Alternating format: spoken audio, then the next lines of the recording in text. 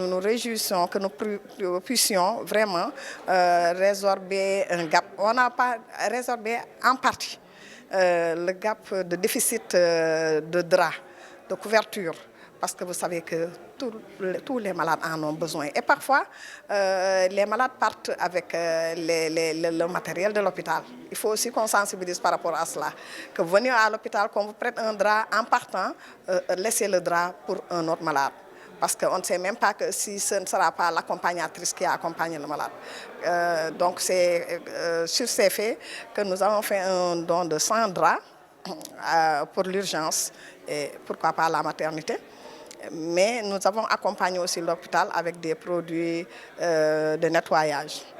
Donc du savon en poudre, de l'eau de javel, etc. Et nous ne comptons pas nous en arrêter à cela. Parce que nous savons aujourd'hui, quand nous avons rencontré le personnel de l'hôpital et le directeur de l'hôpital, nous avons vu que nous ne connaissions même pas notre hôpital.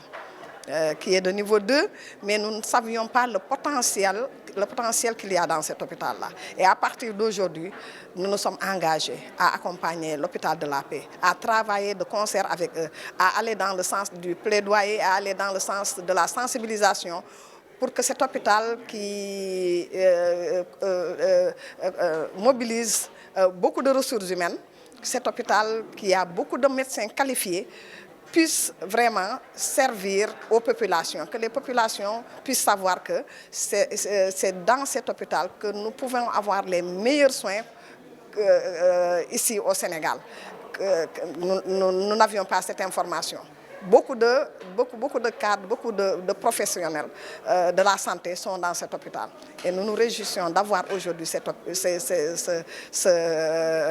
information que le directeur nous a donnée avec le docteur Ansoumana.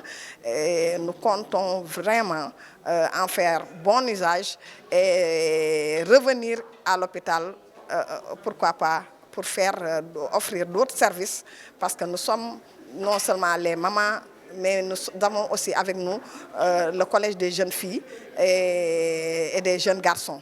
Donc nous prendrons sur notre jeunesse là pour venir offrir aussi à l'hôpital d'autres services. Nous ne nous arrêtons pas aujourd'hui même à l'hôpital de la Paix, puisque nous irons à l'hôpital psychiatrique de Kenya, où nous comptons aussi donner des dons, parce que c'est des personnes qui en ont besoin. Et le médecin ne peut pas crier sur tous les toits qu'il a besoin d'être accompagné. Donc, mais nous, en tant que femmes, c'est notre devoir, en tant qu'accompagnatrice de malades, c'est notre devoir en tant que maman de ces malades, sœur de ces malades, etc. C'est notre devoir d'accompagner les structures de santé. Nous avons donc aujourd'hui l'honneur de recevoir cette importante association de femmes leaders qui, dans le cadre de ses activités, a choisi l'hôpital de la Paix pour faire un don. Je rappelle que malgré les ressources que l'État met à la disposition des structures, notamment des structures de santé, ces structures ont toujours besoin d'autres apports, notamment de la communauté et de la population. Et j'ai rappelé que l'hôpital de la Paix a la chance de regrouper beaucoup de spécialistes, une trentaine d'universitaires, dont 14 professeurs agrégés, beaucoup de spécialistes, et que donc l'offre de soins est déjà là. Ce qu'il nous faut maintenant, c'est l'accompagnement de tout le monde. Et je rappelle également que, en tout cas, les nouvelles autorités sont venues renforcer, parce que l'hôpital avait un problème de budget de subvention. Cette subvention a presque doublé maintenant. Mais malgré ça, l'hôpital a encore besoin d'apport. Et ces femmes leaders sont venues également maintenant apporter leur contribution, comme vous l'avez dit, en draps, en produits d'entretien, ce qui est une aubaine pour nous.